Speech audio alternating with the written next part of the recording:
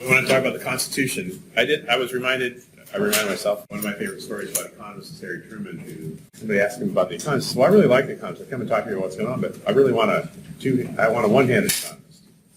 He says, every time I ask them a question, I said, what should I do about inflation? They tell me, and then they don't stop. They say, well, on the other hand,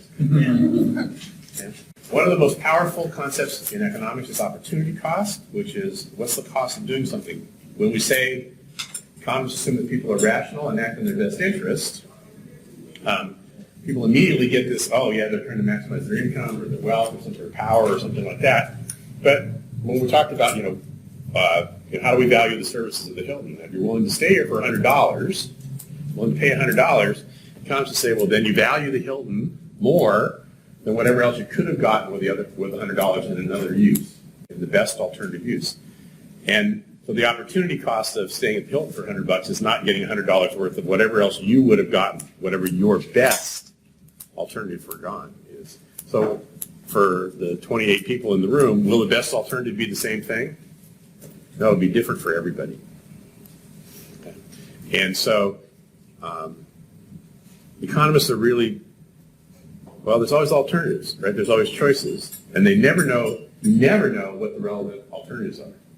You can make some assumptions about relative alternatives. And oftentimes you use monetary values to compare things, the apples and oranges problem.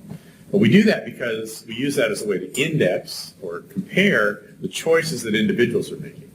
And individuals are always making choices. They're always comparing things. So everything in economics is relative in a very fundamental sense, and which is frustrating because most other people I want the truth. Give me the truth.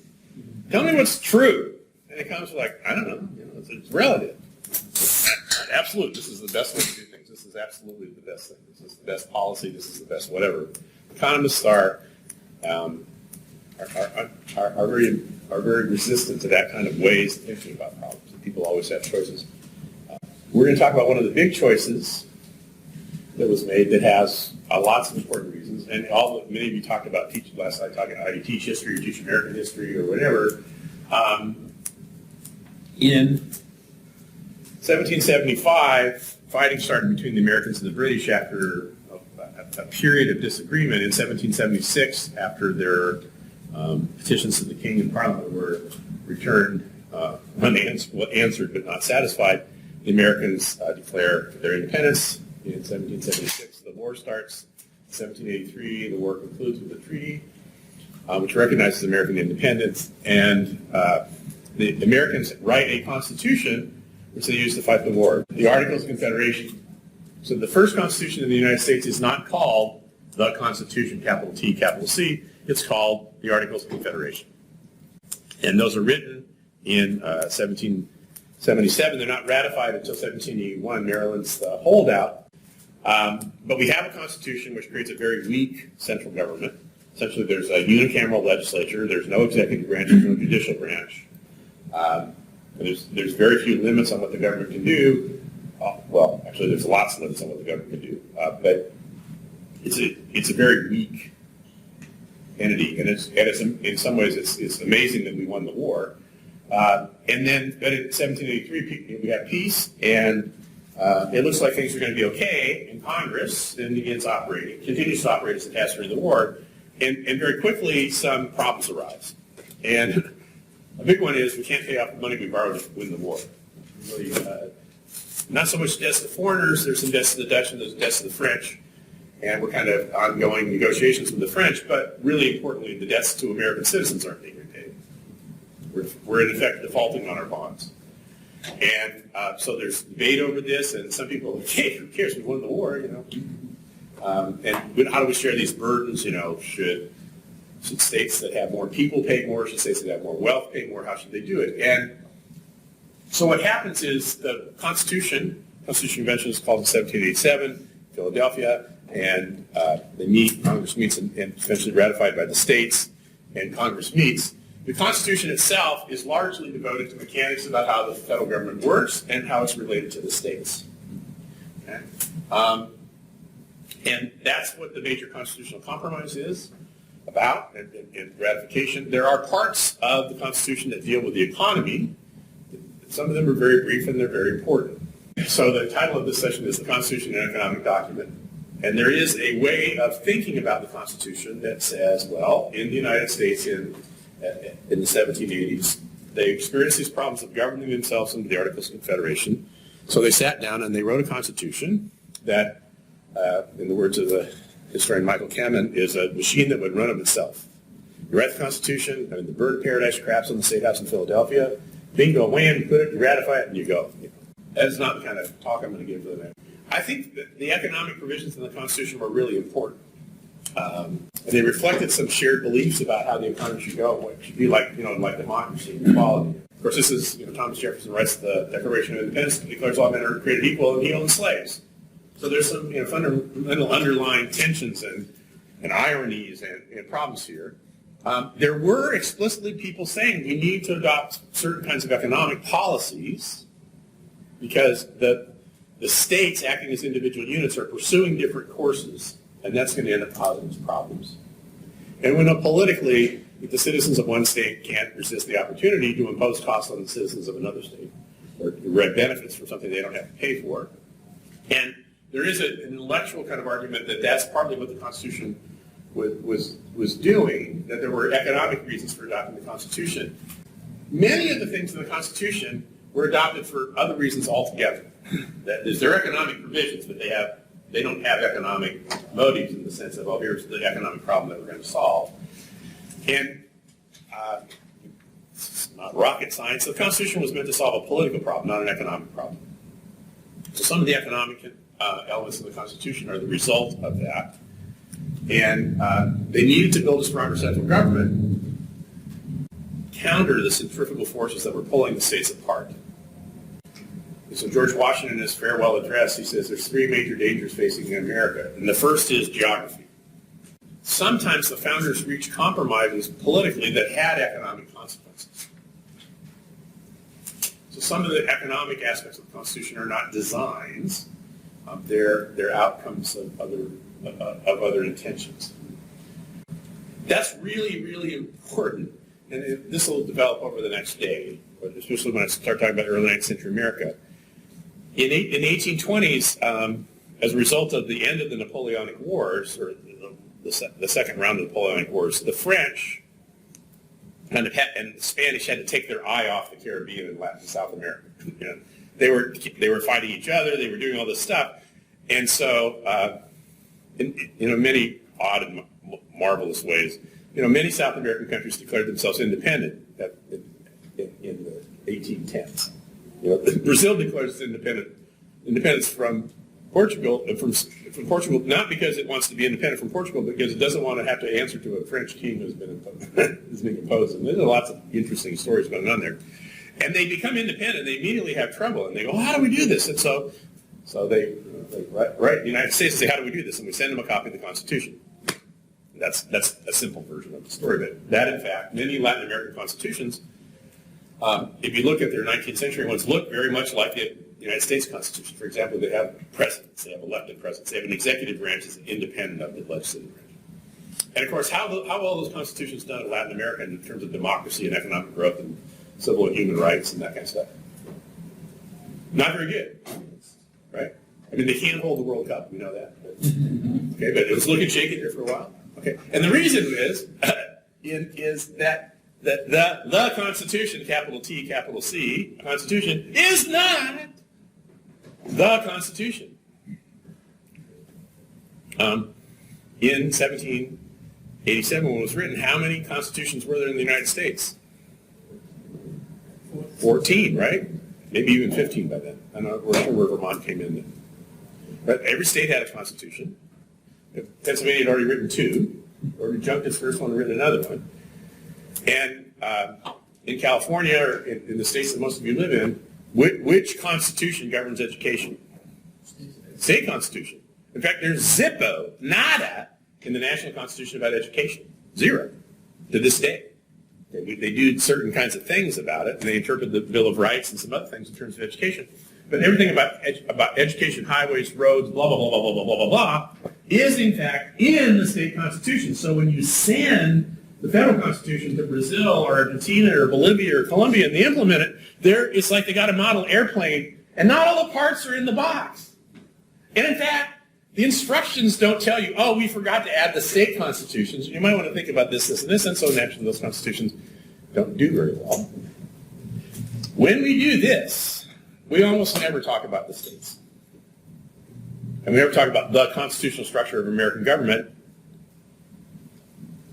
including the state constitutions. We just don't. We really don't. So I'm going to do a little bit of that today. So when I talk about, I usually teach a class in American economics history before the Civil War, and I talk about the colonial period, and I always talk about, when I do that class, I always talk about the Constitution, and the kind of way I do it is these major points, and I'll talk a little bit about today. One is the weaknesses of the Articles. That is, why did the founding generation find the Articles needed to be replaced?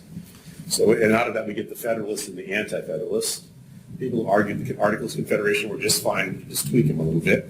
And then sort of the Republican tradition, ideas about government that were in play at the time. The classic books about this are Bernard Bailyn's Ideological Origins of the American Revolution, and Gordon Wood's Creation of the American Republic. Bailyn's about why the revolution happened. Wood is about why the Constitution was written the way it was. I don't know if any of you have read those books, but they're great books. They're classics. And there really is a very rich Western political tradition that some of the ideas in the Constitution come out of. And the third thing I'll talk about is state constitutions. And the fourth thing is the relationship between government and individuals. A bunch of the Constitution, in fact, most of the Constitution, is about how the federal government is structured and how the federal government relates to the states. And then some of the things are about how governments relate to individuals. And largely, until the Civil War, these didn't apply to the relationship between state governments and individuals. They just applied to the national government. And then the 14th Amendment guaranteed equal protection and applied the Bill of Rights to the state governments. So no state may deprive. And that was because they were going to Reconstruction, and they wanted to make sure that states would not deprive citizens of rights guaranteed in the national Constitution. The biggest problem with the Articles of Confederation was the unanimity rule. The Articles could be amended, and there was a process for amending them, but any major changes in the Articles required unanimous consent.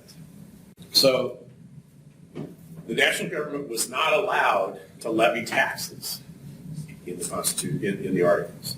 It could request money from the states, and it could adopt formula for divvying up the money they wanted to raise. And states, by and large, did a pretty good job of trying to meet demands. But after the war, states were going their own way, and states had some different interests. Some states had, in fact, owned lots of government debt. Some states had actually paid down government debt. So states were not equally willing to contribute for this, and there was no way for the national government to force the states to contribute, and there was no way for the national government to do an end run around the states and actually collect the money itself. 3 times, Continental Congress considered legislation to put an import duty on, to put an impost on, so it was called. It failed to pass 12-1 test. 12 states were for it and 1 state was against. Twice Rhode Island and once New York. And it was a problem with the unanimity rule, that if you're going to make a major decision, and you want everybody to be on board, so you're adopting a unanimity rule, then any single actor can hold up the process. And it's worse than any single actor holding up the process. It's like all kinds of uncooperative behavior. And of course, as more and more states said, yeah, we'll vote yes, then the remaining states got more and more leverage over everybody else. It's just not a good political equilibrium. Unanimity rules are notoriously bad. That meant the national government couldn't raise taxes, and that meant, consequently, that the government was unable to repay its debts. It also meant that states then were beginning to raise their own money and impose taxes on what we would call interstate trade. So, why did the Articles create such a weak central government, and why didn't the Continental Congress solve these problems in 1776? And the answer I usually give in class that I think is probably true is that they were worried about a strong central government, and they didn't want to create another strong central government to replace the British. The older I get, the less I believe in that. And I really think what happened, not positive about this. Americans really thought the British government was being corrupted. Not corrupted in the sense that they're now the members of Parliament taking money to pass certain legislation. They thought that fundamentally the rights of Americans were at risk. And so Patrick Henry, when he gives this famous speech about give me liberty or give me death, is talking about the chains of slavery clinking on the plains of Boston. This is after Bunker Hill has been fought. Right? And they're worried that the nature of government is going to change, and that eventually the British are going to fundamentally change the rules. Okay? That's to a large extent what Balin's about. So when they stop being British and start being American, they basically just want to keep the rules like they have. There's not an intercolonial government.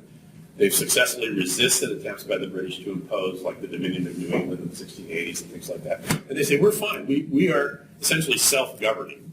And we just need a minor coordination agency for the war. And I think that's really why they did it. You usually say, well, no, they don't want a strong central government. But I don't think, and I may be wrong about this, I'll have to, maybe someday if I really get old, like 200 years. So they don't create a strong government. They empower their own state governments.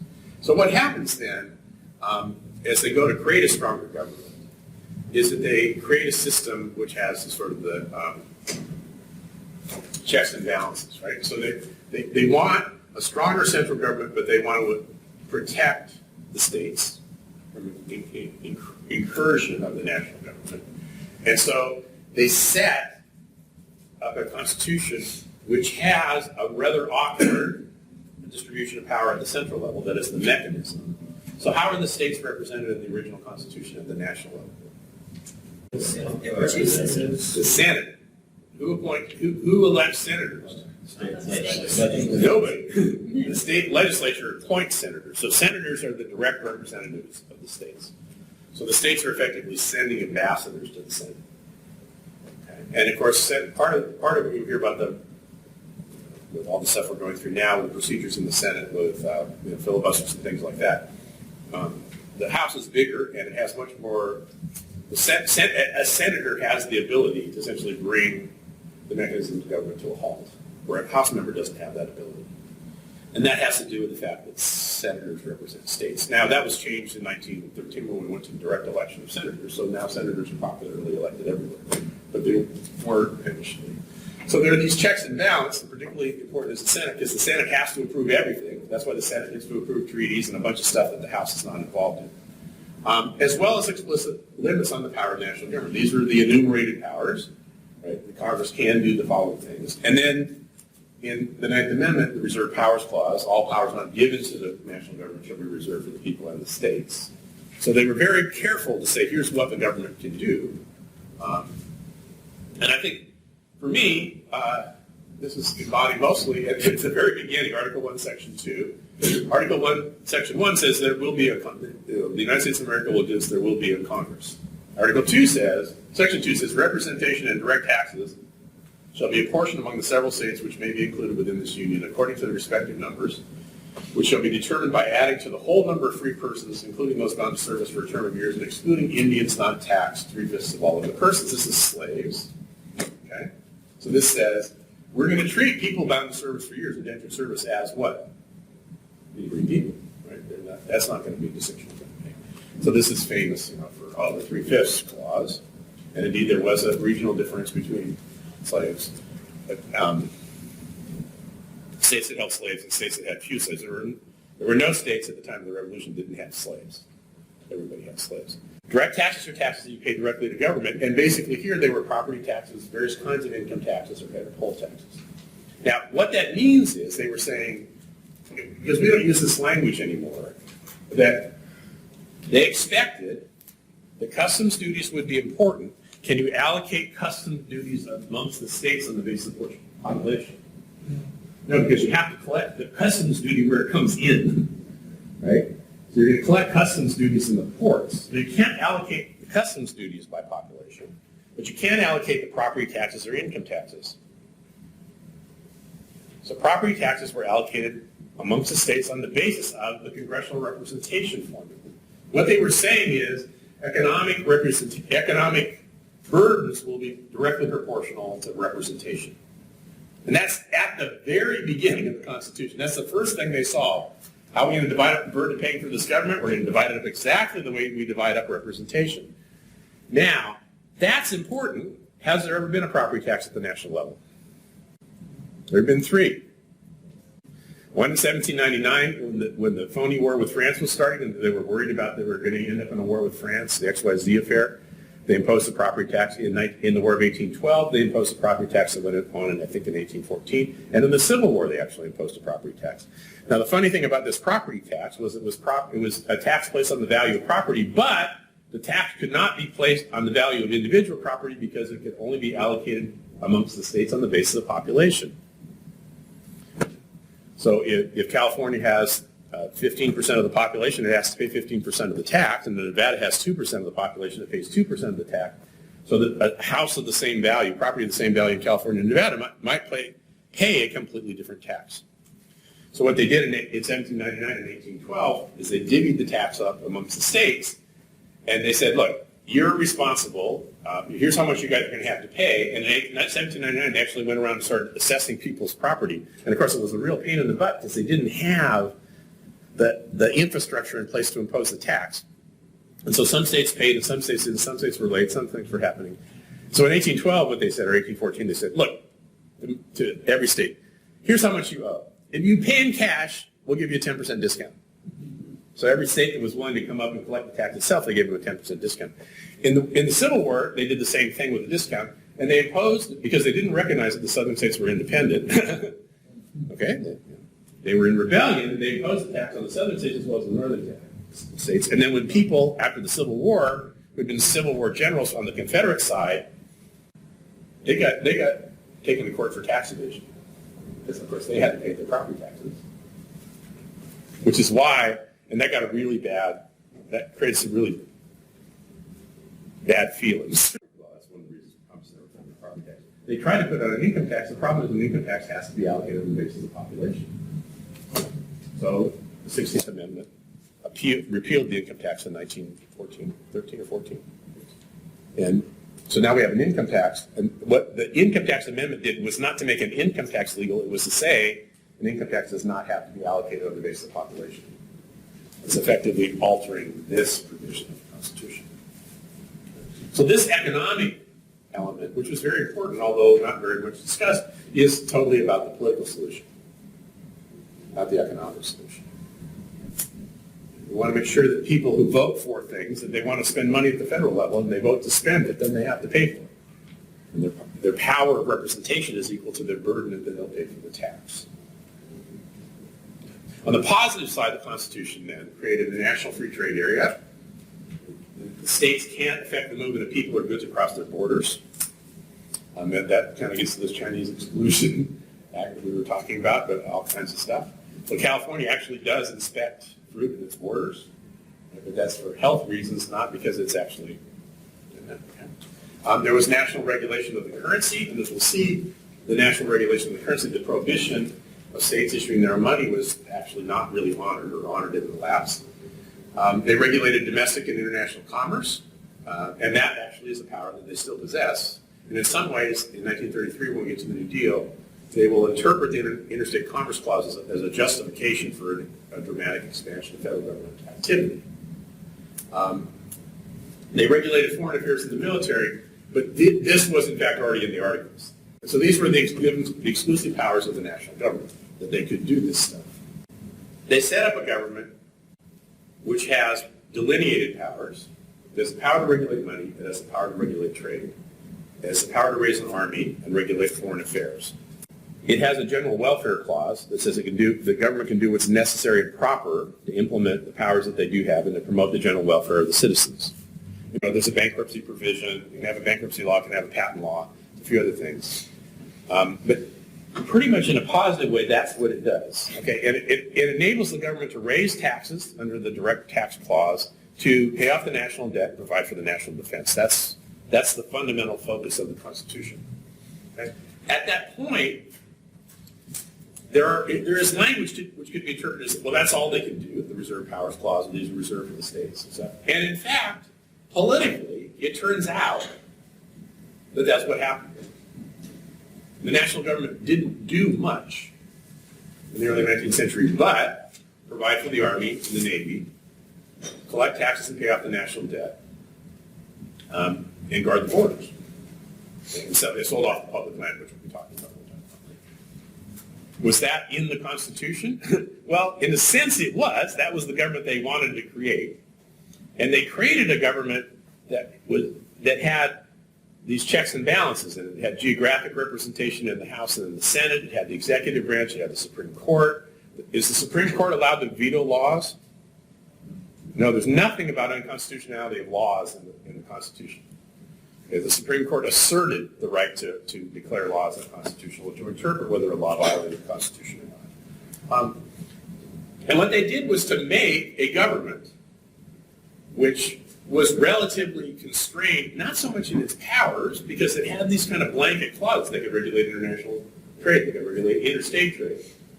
They could do a bunch of stuff that was outside the purview of states, and the states couldn't, and so they could regulate the money supply.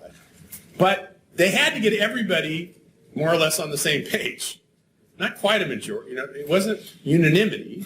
So it takes 9 out of 13 states to ratify the Constitution, a majority in both houses and the executive branch's approval to create a law.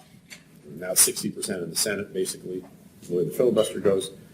But they created enough barriers that the federal government performed its constitutional duties and didn't do very much else up until the 1860s. The only regulation of interstate commerce was at the national level. And that was a very important power that was completely, I don't know whether it's unintended or not. There's kind of a couple of different ways to think about this. They knew they were creating a stronger national government, and they wanted the government to be able to regulate interstate trade. They did not, what they really wanted to do is take politics, state politics, out of that part of the economic world.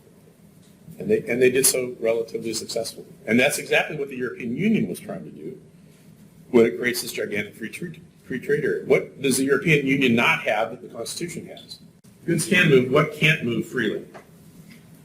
They can move in the United States. People. The state cannot discriminate against the members of another state. Okay, so if you move from California to Arizona, you can become a citizen of Arizona. All you need to do to become a citizen of Arizona is be a citizen of the United States. Okay, now we know that states sometimes play around with this, including Arizona. Okay, but they allowed for the free movement of people, and they allowed that says states can't discriminate against the citizens of other states, which they can do in Europe, right? So and they don't have completely free trade either, it turns out. So French cheese and Italian wine. There's some preferences for some different things like that, but they've had trouble getting the complete free movement of people. They're physically free to move. There's no doubt about that. But economically, they're not all citizens in an equal right as they move across borders. Their identity does change a little bit. As I said, the first state constitutions were put in place before the Declaration was signed. John Adams tended toward the view that the real Declaration of Independence was passed in May of 1775 when the Continental Congress said to the states that they should write their own constitutions. I think it's New Jersey or Connecticut that writes a petition to the Congress and says, what should we do? Should we write a constitution or not? And there's a debate about that, because if the Congress says, yeah, states should write their own constitutions, that's effectively saying, no, the British Constitution does not apply. And Congress decided to do that in May of 1775, and then the states began to write their own constitution. In fact, the first constitution in America is really the New Jersey Constitution of 1776, which was passed on July 2nd. 1776. So they were operating under their own constitutions. And many of the functions of government were already being regulated by the states in the 1780s. And they had lots of things that they were doing, both constitutionally and then in their laws. Since 1776, states have written 150 state constitutions, and there's only 50 states. So on average, they've written 3. Louisiana's the champ, it's written 12. And they've been amended roughly 12,000 times, which is a lot. But what happens is many southern states tended to have very kind of passive constitutions, and then in 1860, One, when they seceded from the Union, they wrote a Confederate Constitution. And then in order to get back in the Union, they had to write a new Constitution. So that many Southern states have 2 or 3 Civil War constitutions. And then when Reconstruction came and they were allowed to get control of their governments, they either amended or wrote a new constitution. And of course, those constitutions are kind of funny because they wouldn't let them say we're going to discriminate against black people, right, because of the 14th Amendment. But they could write rules that said, hey, we're going to discriminate against black people. We're just not going to say that.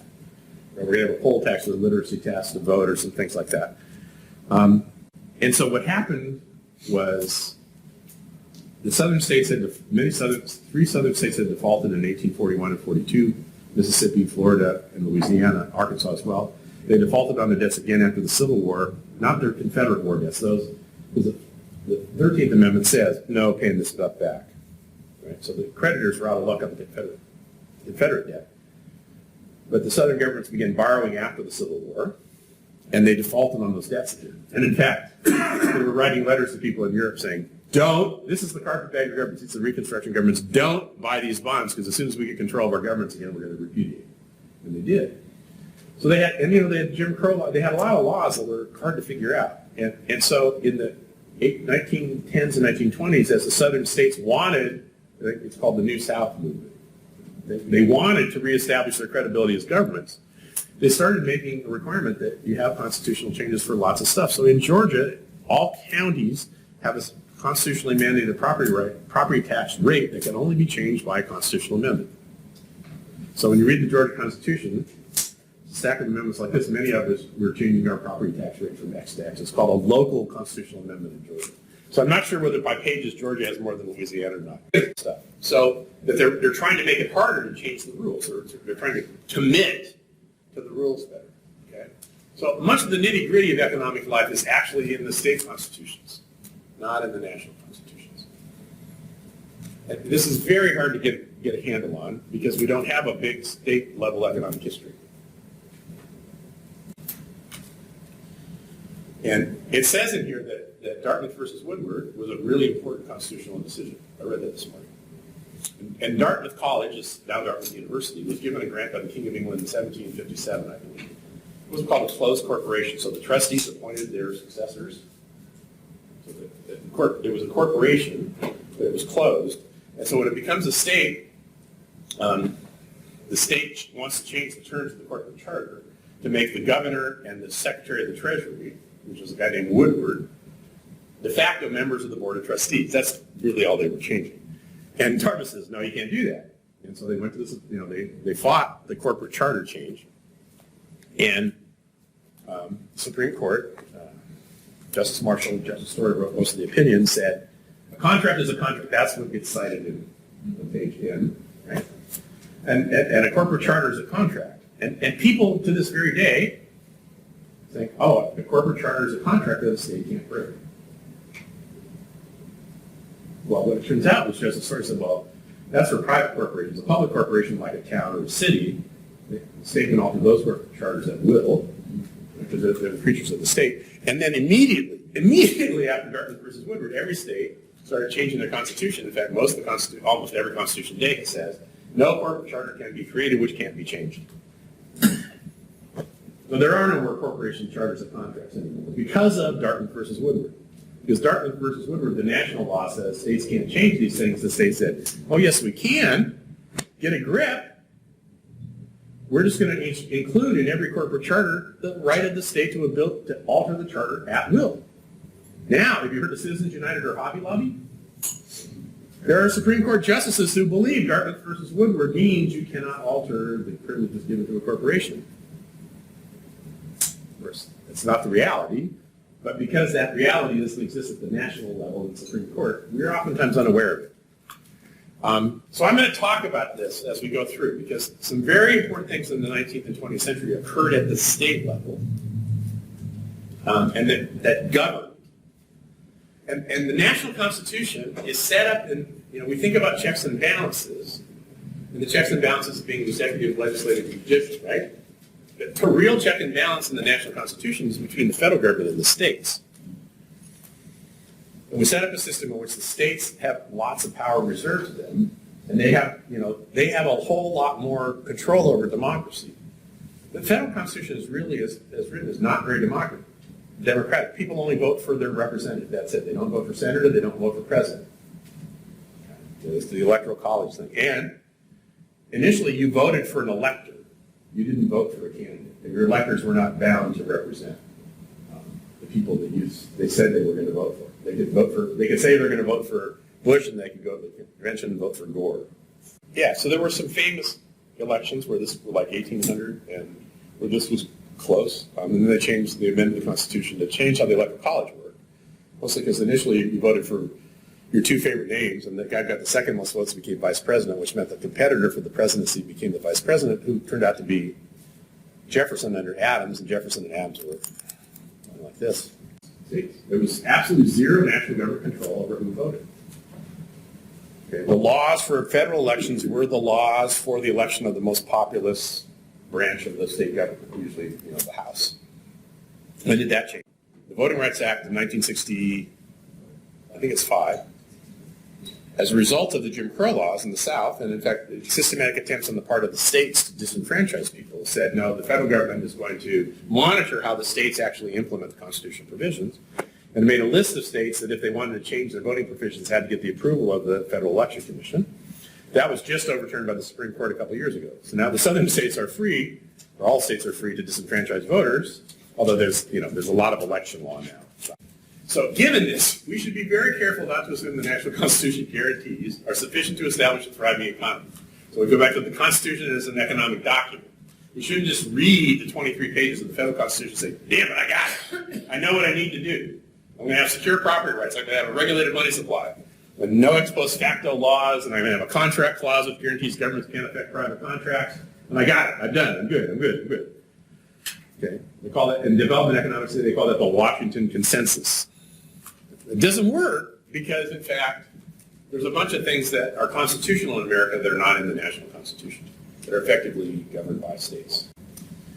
The final thing I talk about when I think about the Constitution, I think it's very important, are this relationship between governments and individuals, like the Bill of Rights, or the Contract Clause, which says that the government cannot repudiate private contracts that are legally entered into. And the procedural guarantees of due process, speedy trial, property rights, that sort of thing. I think these are very important.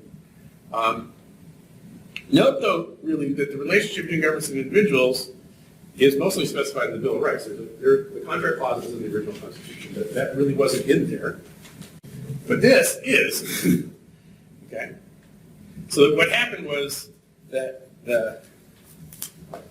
they were trying to structure a government that divided up responsibilities, and then the people who were ratifying the Constitution said, wait a minute, you haven't guaranteed our individual rights. And in fact, if you go look at the original state constitutions, very often they are a list of rights. So the Massachusetts Constitution of 1780 is still in force. It's been amended hundreds of times, but they still call it the Constitution of 1780, so it's the oldest living constitution. So all the states had this. And in a sense, the idea was that the state governments would protect rights. The national government would solve this coordination problem. The anti-federalists, the people who were against ratifying the Constitution, then attempted to say, we will only vote for this under these certain conditions. But the ratification procedure didn't allow contingent claims to be made. The states couldn't ratify under certain conditions. But Congress then, when it sat down, did then say, hey, we got a list of rights, and here's what we're going to do. Now, interestingly, Pauline Maier found this out, it's in the book, that nobody talked about the Bill of Rights. You can't find that language in 1790. Have these questions. The Continental Congress's lack of taxation and borrowing powers nearly lost the Revolutionary War. So the writers of the Constitution immediately established Congress's power to do both. There were, in fact, problems during the Revolutionary War with finance and running the war. So the thing is that the Constitution, Continental Congress had the power to borrow. This didn't have the power to tax. But these things are definitely connected. The single biggest change in the Constitution, in a sense, is giving the federal government the power to tax, making it financially independent of the states. Large portions of the Constitution are designed nothing more and nothing less than to create a basis for a sound economy.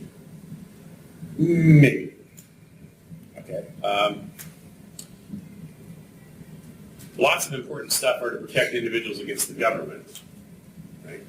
And these don't have anything to do with economics, although they have huge economic implications. And there's certainly discussion of the economy and limiting the role of government in interfering with the economy in the debates leading up to the Constitution and the Constitution itself. But that's not how we should think of the Constitution. There is an interpretation, particularly in Wood's creation of the American Republic, that suggests that some people thought that what would happen is democracy would run rampant in the states, and if you got a majority of voters owed money on their mortgages, that they would vote to declare mortgage moratoriums so they wouldn't have to pay back their debts. And there was certainly some of that stuff that happened. So Madison has this idea that if you move this to the national government, that in fact you can insulate decisions against popular democracy. But that's not really about economics, it's about politics. The Constitution created the basis for a true unification of the states into the nation. Well, that's a good idea, except that we have a civil war. Okay. So people interpreted the Constitution, they worked it out, and then they decided to kill each other. And we're going to talk about emancipation. The Constitution itself is not enough to prevent civil war. Okay? The Constitution itself is not enough to get a true unification of the states. It's really important, and there's no doubt that if we hadn't been able to reach some kind of constitutional agreement, either changing the articles by amendment and modifying it, that the Union American history would not look the same. It would look different, whether we would have broken up as a nation or not. It's hard to tell. But the Constitution itself, as is creating the strong national government that unified the country, that's probably not right.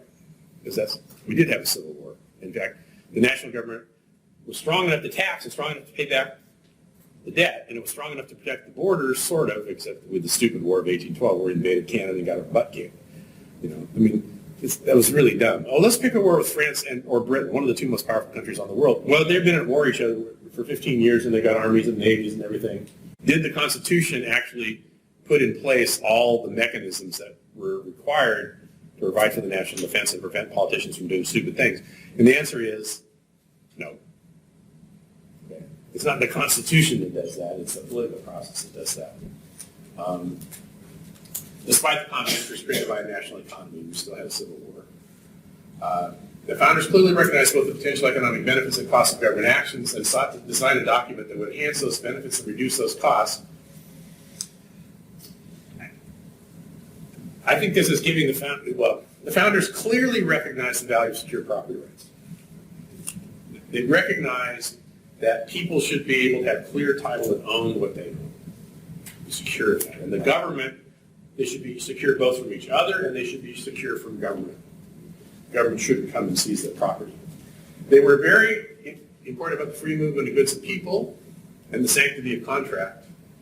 That the people should be able to enter into agreements, and as long as the agreements were legal at the time they were entered into, the government should honor them and enforce them. With lots of caveats about how that process of contracting works. Not every contract you enter into is legal, so it's not enforceable. And the free movement of goods and people was incredibly important. And although we think of that as obvious, all we have to do is look at the European Union to realize it's not easy to do. And the fact that we did it wasn't because we had this genius for realizing this will have all these economic benefits. It was simply that was part of the political compromise that they reached, that they wanted to not have this problem of states in competition with one another over that dimension. And you can say, well, it's weakening the states and strengthening the national government. And ultimately, the free movement of goods and people would do that. But the intention for all of them was to recognize we don't want, as states, to be playing these games with each other. So it's less giving the national government the power to regulate this as it was preventing the states from doing it. But then its obverse was all of a sudden, since virtually all economic activity in the United States is crosses state lines at some point, then pretty much everything came under the purview of the national government. which is how much of the economic expansion and regulation of the 20th century was authorized. And this protection of individuals against arbitrary actions of the government was really important.